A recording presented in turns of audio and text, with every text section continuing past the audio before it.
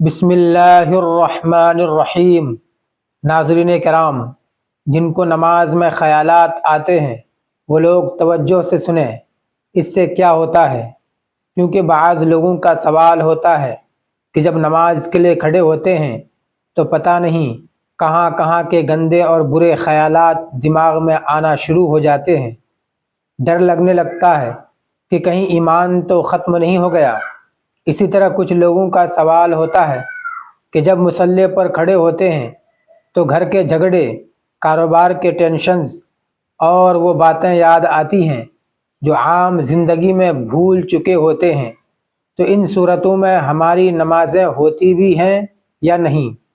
تو دوستو، اگر آپ کے ساتھ بھی ایسا ہو رہا ہے، اگر آپ بھی مصلی پر کھڑے ہو کر دنیا کے کاموں میں کھو جاتے ہیں، تو یاد رکھیں کہ آپ اکیلے نہیں ہیں۔ آج میں آپ کو وہ حقیقت بتانے والا ہوں جو آپ کا ڈر ختم کر دے گی۔ میں آپ کو اس خفیہ دشمن کا نام بھی بتاؤں گا جو خاص طور پر آپ کی نماز پر ڈیوٹی دیتا ہے۔ آج کی یہ گفتگو آپ کی زندگی کی سب سے اہم پیشکش ثابت ہوگی، کیونکہ اگر آج آپ نے یہ بات نہ سمجھی تو شیطان آپ کو عبادت سے دور کر کے ہی دم لے گا۔ میں آپ کو ابھی اسی ویڈیو میں وہ نبوی طریقہ اور وہ حل بتاؤں گا جو حدیث کی روشنی میں ہمیں ملتا ہے۔ لیکن ایک بات پہلے ہی اپنے پلے باندھ لیں کہ اگر آپ نے اس پیغام کا ایک حصہ بھی چھوڑ دیا تو کل کو جب آپ مصلی پر کھڑے ہوں گے اور وہی خیالات دوبارہ آئیں گے تو پھر آپ کے پاس بچاؤ کا کوئی راستہ نہیں ہوگا۔ وہ ایک خطرناک غلطی کیا ہے جو ہم سب نماز میں کرتے ہیں، وہ ابھی میں بتانے لگا ہوں۔ دوستو، اب میں آپ کو وہ 5 بڑے پوائنٹس بتانے لگا ہوں جن پر میں نے آج کی اس پوری ریسرچ کو ڈیزائن کیا ہے۔ اگر آپ نے ان 5 باتوں کو سمجھ لیا تو میں اللہ کے حکم سے دعوے سے کہتا ہوں کہ آج کے بعد آپ کی نماز کبھی بوجھ نہیں بنے گی۔ پہلا پوائنٹ، ہم یہ جانیں گے کہ کیا ان برے خیالات سے واقعی آپ کی نماز ٹوٹ جاتی ہے یا صرف آپ کا وہم ہے؟ دوستو، اس کا جواب آپ کو حیران کر دے گا۔ دوسرا پوائنٹ یہ ہے کہ میں آپ کو وہ بڑی خوشخبری سناؤں گا جو خود اللہ کے رسول صلی اللہ علیہ وسلم نے ان لوگوں کو دی ہے جنہیں نماز میں وسوسے آتے ہیں۔ یہ سن کر آپ کا اپنی نمازوں پر یقین بڑھ جائے گا۔ تیسرا پوائنٹ، ہم اس خفیہ دشمن کا نقاب اتاریں گے جس کا نام مستند روایت میں آیا ہے اور جو خاص طور پر آپ کے مصلی پر ڈیوٹی دیتا ہے۔ چوتھا پوائنٹ، میں آپ کو وہ نبوی علاج اور وہ خاص طریقہ کر کے دکھاؤں گا جس سے یہ دشمن سیکنڈوں میں آپ کی نماز سے بھاگ جائے گا۔ اور پانچواں پوائنٹ تو سب سے اہم ہے، میں آپ کو وہ 2 کام بتاؤں گا جو اگر آپ نے وضو کے وقت اور نماز کے دوران کر لیے تو شیطان آپ کے قریب آنے کی جرأت بھی نہیں کرے گا۔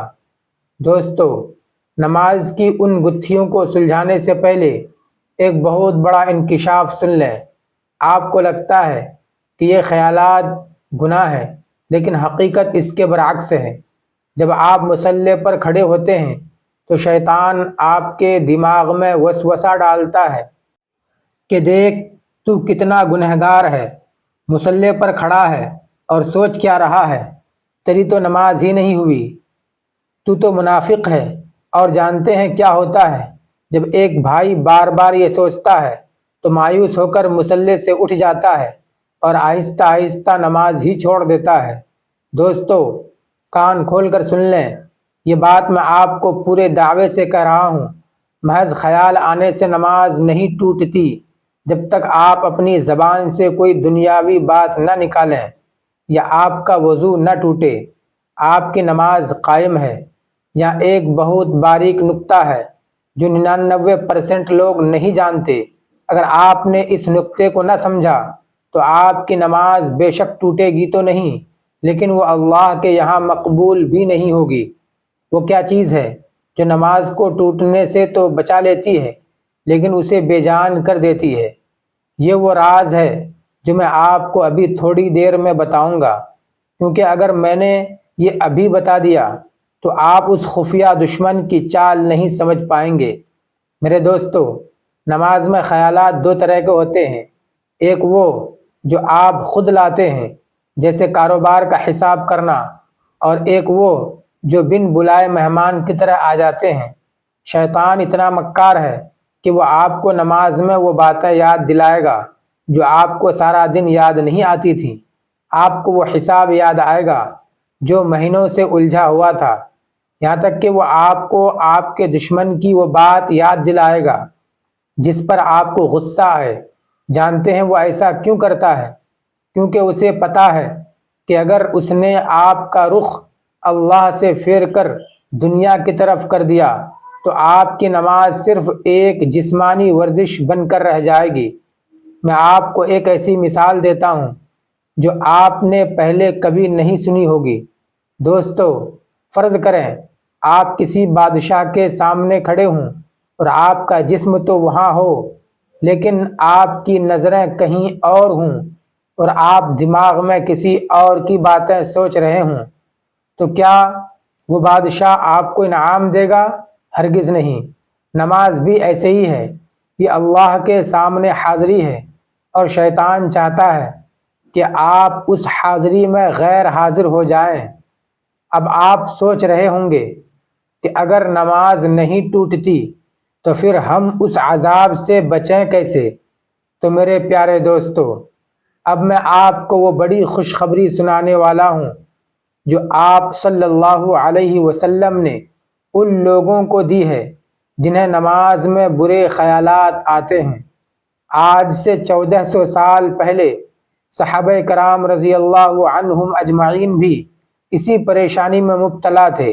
وہ اتنے ڈرے ہوئے تھے کہ حضور صلی اللہ علیہ وسلم کی بارگاہ میں حاضر ہو گئے اور عرض کی، یا رسول اللہ، ہمارے دلوں میں ایسے ایسے برے اور گندے خیالات آتے ہیں کہ ہمارا دل چاہتا ہے کہ ہم جلتے ہوئے کوئلوں پر لیٹ جائیں، لیکن وہ گندی بات زبان پر نہ لائیں۔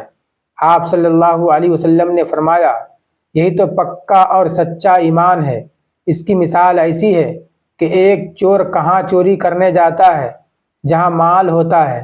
آپ کا یہ جو دل ہے نا، یہ وہ گھر ہے جس میں ایمان کا خزانہ چھپا ہوا ہے۔ شیطان وہ چور ہے جو آپ کے اس گھر پر ڈاکہ ڈالنے آتا ہے۔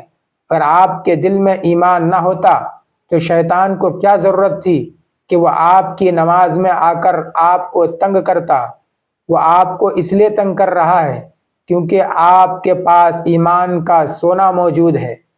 اب وقت آ گیا ہے کہ اس نقاب پوش دشمن کا چہرہ بے نقاب کرنے کا، جس کا نام خنزب ہے۔ یہ وہ شیطان ہے جس کا کام صرف اور صرف نمازیوں کو مصلی سے بھگانا ہے۔ خنزب کی پہلی چال یہ ہے کہ وہ آپ کو گمشدہ چیزیں یاد دلاتا ہے۔ دوسری چال یہ ہے کہ وہ آپ کو پچھلے جھگڑے اور مائکے یا سسرال کی وہ باتیں یاد دلاتا ہے جو آپ کے گھر میں ادھم مچاتی ہیں۔ یہ سب سے خطرناک چال ہے، کیونکہ یہ نہ صرف نماز خراب کرتی ہے بلکہ ہنستے بستے گھروں میں آگ لگا دیتی ہے۔ وہ آپ کو نماز کی رکعتیں بھلا دیتا ہے تاکہ آپ کو اپنی نماز پر شک ہو جائے۔ اس کا علاج خود اللہ کے رسول صلی اللہ علیہ وسلم نے بتایا ہے۔ آپ نے فرمایا، جب تمہیں اس کا احساس ہو تو اعوذ باللہ پڑھو اور اپنی بائیں طرف 3 مرتبہ تھتکار دو۔ یاد رہے، تھتکارنے کا مطلب تھوکنا نہیں بلکہ صرف منہ سے ہلکی سی ہوا نکالنا ہے، جیسے ہم تھو تھو کرتے ہیں۔ اپنی گردن کو ہلکا سا بائیں طرف موڑیں اور 3 بار آہستہ سے اعوذ باللہ من الشیطان الرجیم پڑھ کر 3 بار بائیں طرف تھتکار دیں۔ وہ خنزب وہاں سے ایسے بھاگے گا جیسے کسی نے اس پر آگ کا گولا پھینک دیا ہو۔ اب وہ 2 طریقے سن لیں جو آپ کی نماز کو مضبوط قلعہ بنا دیں گے۔ پہلی بات، وضو ٹھیک سے کریں۔ وضو صرف جسم دھونے کا نام نہیں بلکہ روح کو تیار کرنے کا نام ہے۔ جب آپ کا وضو کامل ہوگا تو آپ کے گرد نور کا ایک ہالہ بن جائے گا جسے توڑنا شیطان کے بس کی بات نہیں ہوگی۔ دوسری بات، نماز کا ترجمہ سیکھیں۔ جب آپ کو پتہ ہوگا کہ آپ الحمدللہ رب العالمین کہہ رہے ہیں تو اس کا مطلب ہے تمام تعریفیں اللہ ہی کے لیے ہیں جو تمام جہانوں کا پالنے والا ہے۔ جب آپ کو لفظوں کا مطلب پتہ ہوگا تو آپ کا دماغ کہیں بھاگے گا نہیں، وہ ان لفظوں کے پیچھے پیچھے چلے گا۔ اور دوسری بات، نماز کو ٹھہر کر پڑھیں۔ جلدی میں کی گئی نماز شیطان کی دعوت ہے، اور سکون سے پڑھی گئی نماز رحمان کی خوشنودی ہے۔ ایک ایک لفظ کو چبا چبا کر ٹھہر ٹھہر کر ادا کریں، جیسے آپ اللہ سے براہ راست کلام کر رہے ہوں۔ آخر میں وہ نشانی سن لیں جو بتائے گی کہ آپ کی نماز قبول ہو گئی۔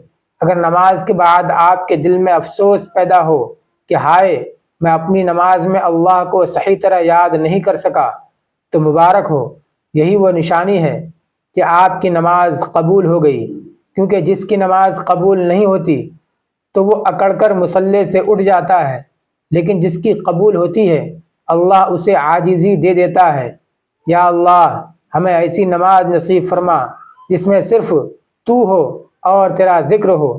ہمیں اس خنزب کے شر سے بچا لے، ہماری ٹوٹی پھوٹی نمازوں کو قبول فرما لے۔ آمین، اللہم آمین۔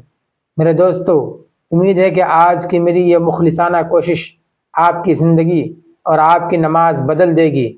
اگر آپ کو لگتا ہے کہ اس پیغام سے کسی ایک بھائی کی بھی نماز بچ سکتی ہے تو اسے صدقہ جاریہ سمجھ کر ضرور شیئر کیجیے گا۔ اللہ تبارک و تعالی ہم سب کا حامی و ناصر ہو۔ اللہ تبارک و تعالی آپ سب کو خوش اور آباد رکھے، ہمیشہ ہنستے اور مسکراتے رہیں۔ ملتے ہیں انشاءاللہ ایک اور نئے موضوع کے ساتھ، جب تک کے لیے اجازت دیجیے۔ خدا حافظ۔